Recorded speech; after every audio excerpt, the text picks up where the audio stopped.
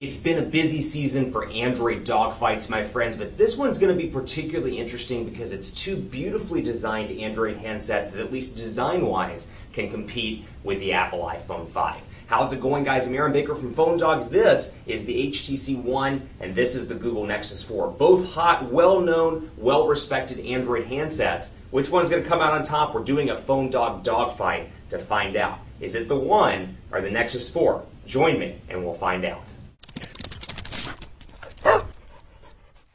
Obviously, Android's kind of dominating the market right now in terms of overall devices released, so we see a lot of Android dogfights, and you're probably thinking to yourself, it's another Android dogfight. I hope you're excited about it as much as I am, because what I like about this one, the HTC One and the LG Nexus 4, also known as the Google Nexus 4, the fact that these are two incredibly high-end, well-designed Android phones. I mean, you look at, LG or Samsung or some of the other ones that utilize plastic, and some people say, they use plastic. What I like about this one, these are two premium material-based devices. I mean, the HTC One is gorgeous with metal all around and glass in the front. The LG Nexus 4 has been lauded for its build quality with glass in the back. And obviously, with these devices, much like the iPhone 5, you get that risk of breaking. You drop it, you shatter the glass, yada, yada. But what I like about these is it brings kind of that iPhone 5 design to Android. So, you love that metal. You love the glass.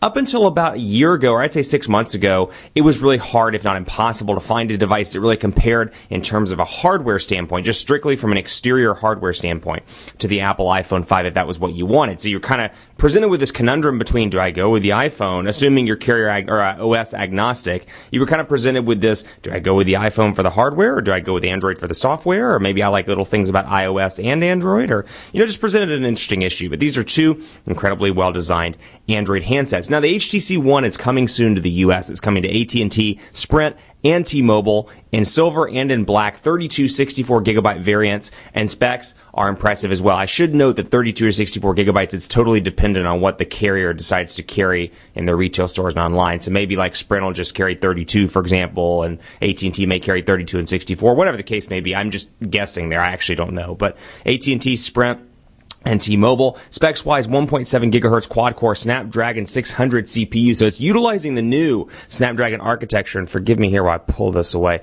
There we go. Utilizing the new Snapdragon architecture here. It's got a 4.7-inch 1080p HD display, so much like the Droid DNA, a beautiful display. It's a little bit smaller, but still a gorgeous display. What I like about 4.7 inches, I think, for the mainstream, it fits a lot of people's needs in terms of size. Now, it's hard to say that in today's world, 4.7 inches is kind of on the smaller side, but realistically speaking, I think this is a device that's going to fit in a lot of people's hands. So the travel-wise, I can make it to the top without any issue. And even though I have bigger hands, this is going to be a nice mid-sized device for a lot of people in comparison to something like a Galaxy Note 2 or an LG Optimus G Pro. Camera on the back, 4 ultra pixel camera with 1080p HD recording, HTC Zoe capabilities. I utilize ultra pixels because it is an HTC marketing buzzword, but what I use it for is because I really want to distinguish the difference between this camera and 4 megapixels or 8 megapixels, the traditional camera. HTC is working hard to revitalize the way people look at the camera, and I will tell you, I'm going to spoil it a little bit, the camera is incredible on the HTC One. Otherwise, 2 gigabytes of RAM, Android 4.1 with HTC Sense version 5, so the newest version of HTC's Sense user interface. What I like about this, going to be available on multiple carriers in the U.S., so for that mainstream consumer that still buys their phones, and most people do, from the U.S. carriers, there's a lot of marketing potential here and a lot to offer. And then here's the LG Nexus 4. This thing packing some great specs. What's so great about this device? The price point. I mean, you can get this phone in 8 or 16 gigabyte variants, starting at $299 for the 8 gigabyte variant, and that's unlocked. That is without a contract from the Google Play Store. And you can get it through T-Mobile and some select instances as well. Also has a 4.7-inch display, though it's just basically 720p, right there around 720p. 4.7-inch display, 768 by 1280 pixels here. 8-megapixel camera on the back with 1080p HD recording. You got a front-facing camera on both of these devices. HTC touts a wide lens here so you can take more pictures of your friends. You're doing that kind of selfie in the mirror or selfie with your friends. I can't believe I just said selfie on camera. But anyway, you can do that. Hey, you know what? It's Tuesday. It's Tuesday morning. And 1 cup of coffee. I mean, give me a break here. It's sick nasty. It's cray-cray. as the kids say. Or maybe it's cray. I actually don't know if it's... I'm getting sidetracked. Anyway, here's the device, Android 4.2.2, and it's a stock build. It is a Nexus device, so following along with the HTC Nexus 1, Nexus S, Galaxy Nexus, and then the Nexus 4. Really a beautifully designed device, and the fact you can get it for $300 without a contract is really nice. That said, both of these have non-removable storage, 8 gigabytes and 16 gigabyte options over here. So if you are a music buff or video buff or somebody that uses your device and stores a lot of stuff on it, this may be a harder sell for you, although a lot of people really like that stock Android. And what I will give Nexus 4 credit for, historically, stock Android's kind of been a nerd's playground, if you will, but they are doing a little bit more marketing towards the mainstream consumer here. We'll talk more about that later in the video. But first, I want to give special thanks to our partners at Best Buy Mobile for giving us devices like this for use in our One Paw Bandit giveaway game. All I do, ship those to Phone Dog East. They give them away to you for free in the One Paw Bandit game. When you go into Best Buy Mobile, you'll walk out working. When the One comes out, or maybe even the Nexus 4, any of these other devices, Galaxy Note, Optimus G Pro, when it comes out, they'll make sure you walk out working. They'll help you set up your email, your camera settings, your contacts, your web. So when you walk out the door, you don't have to deal with all that setup stuff. And even, send your mom in, send your aunt in. They'll take good care of them as well. It's Best Buy Mobile's walkout working program, and it really does help. Let's take a look at messaging here and just jump right in because I want to show you the keyboard here on both of these devices. And the improvements LG and Google has made to the Android 4.2 keyboard, but then HTC's made to the Sense 5 keyboard. Really a beautiful keyboard over here. And if you've watched my videos, you know my love for the Droid DNA and the HTC One Axis keyboard. That's Sense 4 Plus. They improved it from Sense 4 and 4.1. Really impressed with it on Sense 5. Incredibly easy to type on. The autocorrect is very good. And you'll notice that across the board it uses a new system-wide font called Roboto. But 4.7 inches, decent size for most people. The thing that you're going to find with the HTC stuff, if you're used to working with HTC devices, this pesky little menu button down here at the bottom. And I am getting a little bit sidetracked, but I want to show you that because this doubles up as your recent apps and doubles up as Google Now. It presents a challenge because the button's basically being used for a couple of different things. It can't be used for anything else. But the keyboard is good. The personalization is great here, much like Samsung's devices. You can personalize the text message look and feel, the background, the overall text box colors. And let's see, for example, Mr. Rogers, you can see I've got the blue text color here. Will you be my neighbor? Nope. What a mean guy. Android 4.2.2 over here. So you are getting a newer version of Android. You're getting a later version of Jelly Bean with things like this.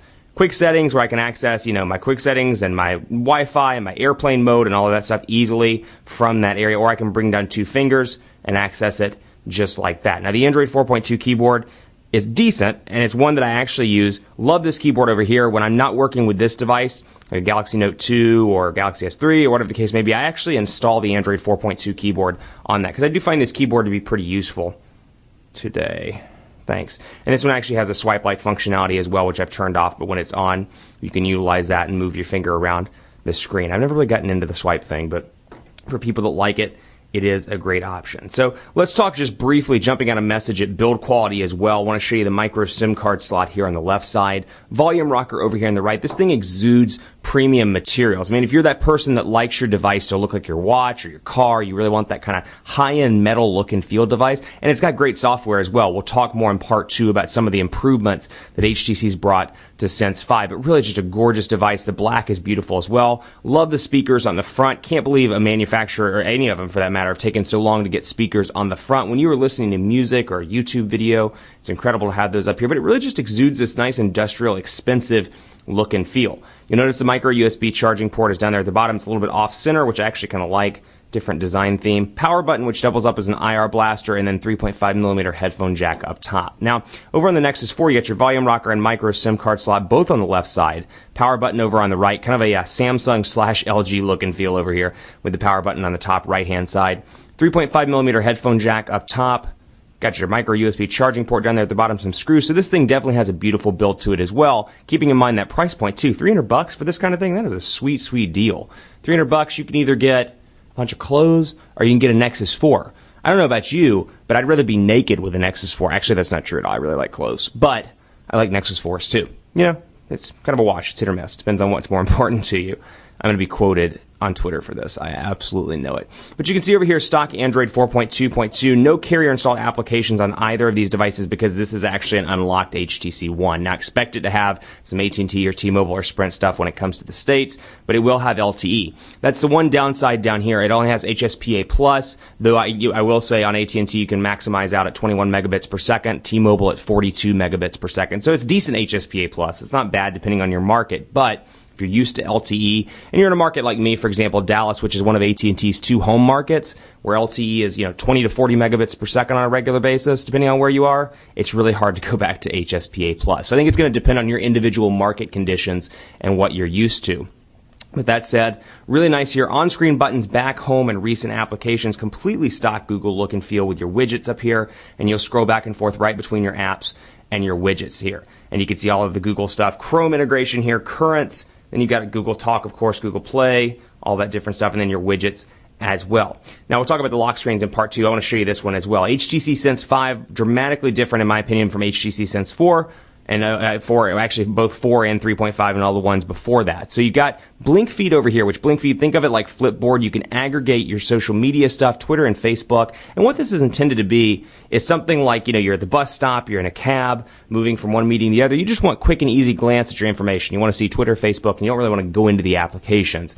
This is really nice because you can easily do that. So out of the box, this is what it looks like. It's got Blink Feed popping up and then one home screen over here. So you've got your weather clock up top, and just to refresh, you pull it down, and you'll see that it's updating right now. And of course, this, for example, and you see it brings up the full Talk Android using this as an example, brings up a full image post, and I can read the text if I want to, but just for a quick and easy glance, it's really nice. Another thing I like a lot is that, if you want that traditional home screen look and feel, you've got 4 additional home screens that you can go up to just by adding a panel. You've got your widgets right here. It doesn't scroll over between apps and widgets as easily as the Nexus 4 does, but you can do a maximum of 4 home screens in addition to Blink Feed. You can't actually turn Blink Feed off or get rid of it. It does maximize one of those home screens. But that said, I find it particularly useful, but if you want it to be a home screen, as you see, like I have mine set up here, bam.